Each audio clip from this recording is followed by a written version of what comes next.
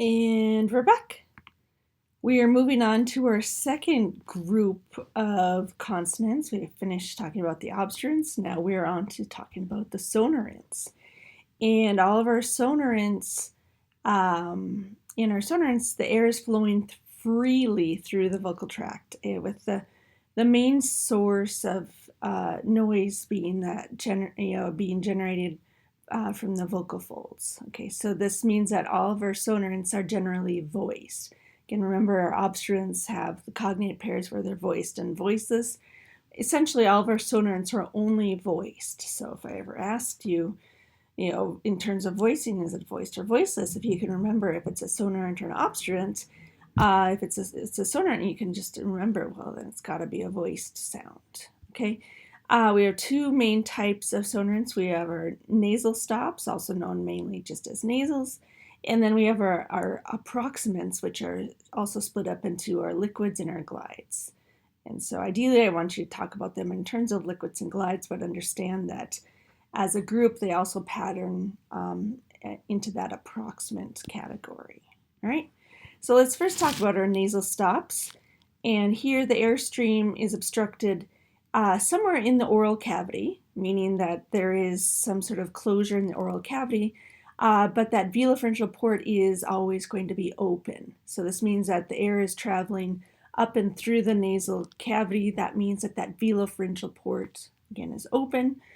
So that leads to that nasal resonance. So that means there's always some air coming through the nose, making that nasal resonance. Okay, so normally we're going to call them just nasals. Again, remember we have the oral stops and the nasal stops, with oral stops being referred to as stops, nasal stops being referred to as nasals. That's the difference. So in terms of our nasal stops, we have bilabials, we have alveolars and velars. And if you can remember with our oral stops, these are the same places of articulation as our oral stops, with the only differentiation, again, being that between our bilabial, alveolar, and velar, oral, and nasal stops, honestly, is whether or not that velopharyngeal port is open or not. Okay, that is the one and only differentiation between them. Okay, so difference between a B and an M is whether or not there's nasal resonance. Okay, difference between a D and an N is nasal resonance. They're both voiced, they're both alveolar. It's whether or not there's nasal resonance. Difference between a G and an ing is whether or not there's nasal resonance. So just keep that in mind if you haven't figured that out. All right, so start with our voice bilabial nasal, our M. Again, the yummy sound is one of the earliest sounds developed, hopefully not a sound you will be working on in treatment. Again, unless it's with a very severely impaired child, maybe a child with apraxia speech who has essentially no consonants. Otherwise, this is not a sound you're going to be working on. Again, key point, that velopharyngeal port here is open so that airflow is coming up and out the nasal cavity. Okay, that's the key point there, differentiating that M from the B. So in terms of M's, again, easy to identify, should not be a sound you should have troubles with. Mermaid, dime, palm, mum, chasm, minimum, lots of M's, membrane, hammer, squirm, empire. Lots of M's and lots of words. All right, the engine sound, N. Again, an alveolar, voiced alveolar nasal. Again, alveolar sounds, most common place of articulation. So lots of sounds, early acquired sound. Again, not a sound you should probably be working on in treatment. Should be something that kids are producing on their own. A place and potentially a sound you can work on to shape other sounds. So again, look for that as a sound that you can use to work forward and backwards for other sounds. Again, velopharyngeal port is open for that nasal resonance to differentiate that N from the D. That's about all I want to say. N is in clusters, as is the M. So SM and SN clusters. So you will see that in clusters. So something you could potentially be seen in other clusters. So knapsack, kennel, nonsense, zone, prank, mnemonic, noon, gnome, beginner, 17. So lots of N's that appear. Again, those should be easy sounds that we can sort of latch on to and hope our kids can produce so that we can work on them or those can be sounds that we know our kids can produce, and then you work, from those, for those harder sounds. Okay, our voiced velar nasal, sometimes referred to as the ing sound, or the eng sound, depending on how you want to produce it. Sometimes you see it, the tricky point, obviously he's often the sound at the end of the ings, right? So you're transcribing ings like, your present progressives with the small cap I with the ing. You'll often see it in combination before your velars. So in handkerchief, you have an ing and a k, or in kingdom, ingdom, right? You'll have that in there. Finger, you have an ng and a g. So often, if you have an ng and a g sound, or an ng and a velar sound, you'll have that sound before that. Monkey, right?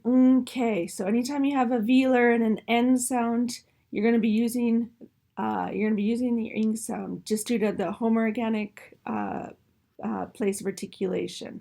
You're not going to have an n and a k. Monkey. That's just weird and hard to produce. So you want to have the same place of articulation in the nasal and the oral stop. Singing, there's an ing and an ing. Kingdom, ingdom. There's an ing there. Arrange. There's actually arrange. Elongate. Elongate. Wrong. There's an ong there. It's not a G. Wrong. Wrong. There's an ung there. Jingle. Ungle. There's one there. Length. Length. There's one there. Fangs. Sponge. Right? So we got those.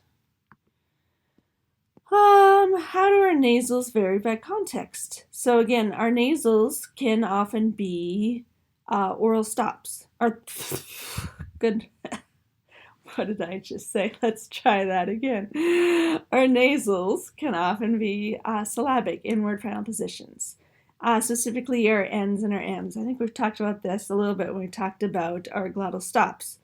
So they can function as that vowel in certain, syllables, and it's usually in conjunction with that glottal stop, right? So they're not just going to show up on their own, but often if you have that glottal stop,